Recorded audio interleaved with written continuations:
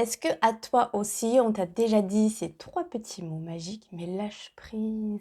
C'est fou comme ces 3 petits mots peuvent vraiment beaucoup m'énerver.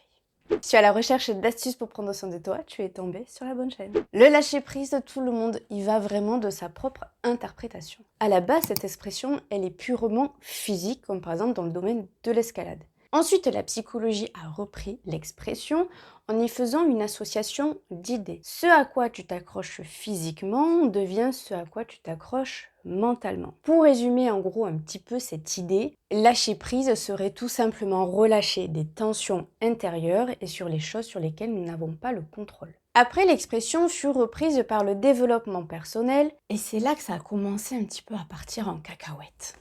Maintenant, cette expression est associée à arrêter et cesser de s'accrocher à ce qui fait souffrir ou littéralement à laisser tomber parce que par exemple, on t'a dit que ce domaine n'était pas fait pour toi. Alors que le sens premier est d'arrêter de s'accrocher sur quoi nous n'avons pas de contrôle. Par exemple, il pleut, bah il pleut.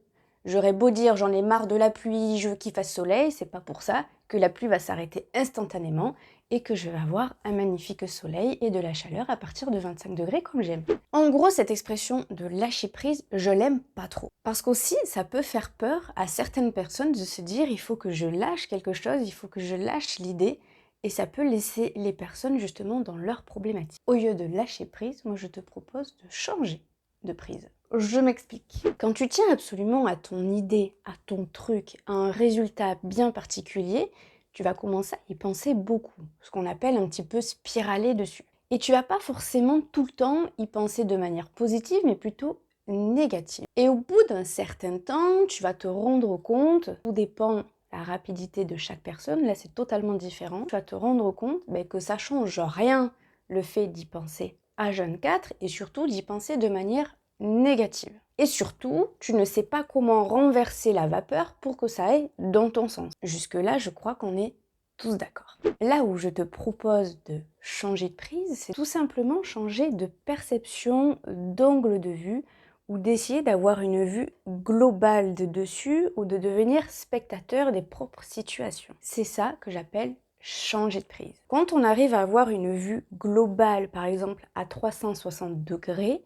où on a un angle de vue beaucoup plus large. Parce que quand on est cantonné à notre idée, c'est un petit peu comme si on avait des œillères en fait. Le champ de vision est vachement restreint. Alors que quand tu vois les choses sous un grand angle de vue, c'est un petit peu comme un méga plan de carte routière. Tu y vois les obstacles, tu y vois les défis, et est-ce que peut-être tu n'aurais pas une autre petite route qui est peut-être plus lente mais qui est plus formatrice et qui t'amène finalement au même résultat ou au même endroit. Alors c'est sûr que dit comme ça peut être hyper facile, mais la sophrologie elle est là et c'est à ce moment-là précis qu'elle rentre en jeu quand tu te dis qu'il faut que peut-être tu vois d'autres solutions. En général, il n'y a pas qu'une solution, il peut y en avoir 2, 3, 4, voire 5, voire 6. En sophrologie, on va déjà tout simplement t'apprendre à regarder les choses sous un autre angle, à te regarder, à voir la situation.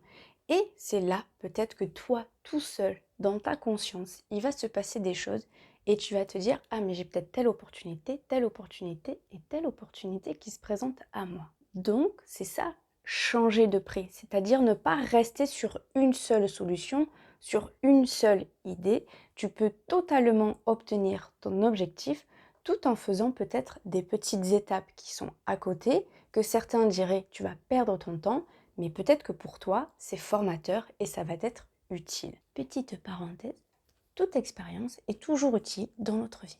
Et au bout de quelques séances, tu vas dire à ta fameuse sophrologue ou à ton sophrologue que tu as pensé à telle solution. Et du coup, c'est là où on va te donner toutes les clés pour que tu puisses y arriver en changeant juste de prise.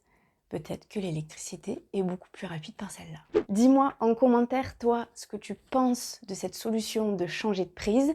Si tu as des questions, n'hésite pas en commentaire sur mon compte Instagram qui est juste là. Sur ce, je te dis à la prochaine. Ciao!